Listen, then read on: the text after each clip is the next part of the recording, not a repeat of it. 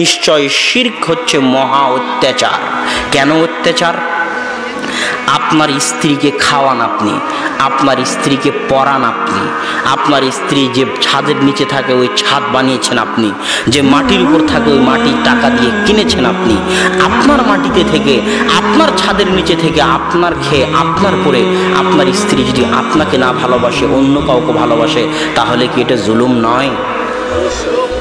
এটা যদি জুলুম হয় তাহলে যিনি আপনার সৃষ্টিকর্তা, যিনি আপনার পালনকর্তা, যিনি আপনার জীবন মৃত্যুর মালিক, যিনি আপনার সকল কিছুর মালিক, আপনার রুজি রুটির মালিক, আপনার হায়াতের মালিক, মৌতের মালিক, যার জমিনে আপনি চলেন, যার আসমানের ছায়ায় আপনি চলেন, যার অক্সিজেন আপনি গ্রহণ করেন, যার সূর্যের বাতাস আপনি ভক্ষণ করেন, যার দেওয়া চোখ আপনি ব্যবহার করেন, যার দেওয়া হাত আপনি ব্যবহার করেন, যার দেওয়া মাথা, মেধা, ব্রেন আপনি ব্যবহার করেন, ওই আল্লাহর যদি কারো সাথে শরীক করেন, ওই আল্লাহর খেয়ে ওই আল্লাহর পরে সিজদা যদি অন্য কোথাও গিয়ে করেন, আল্লাহর সামনে যদি সিজদা করার আপনার ভাগ্য না হয়, ওই হাত যদি অন্য কারো সামনে পাতেন, আল্লাহর সামনে হাত পাতার ভাগ্য যদি আপনার না হয়, তাহলে আপনার চাইতে বড় অত্যাচারী আর কেউ আছে?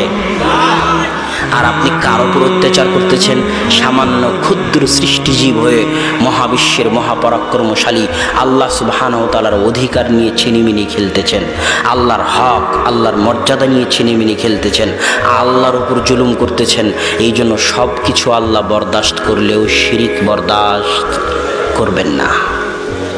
এই জন্য আল্লাহর রাসূলও শিরিক বরদাস্ত করেননি, কেননা শিরকে আল্লাহ কষ্ট পান, শিরকে মুমিন কষ্ট পায়, শিরকে আল্লাহর রাসূল কষ্ট পায়। আর আমি এবং আপনি সকাল সন্ধ্যায় আল্লাহর ইলাহের হক নিয়ে ছিনিমিনি খেলি এবং আল্লাহর সাথে শিরক করি।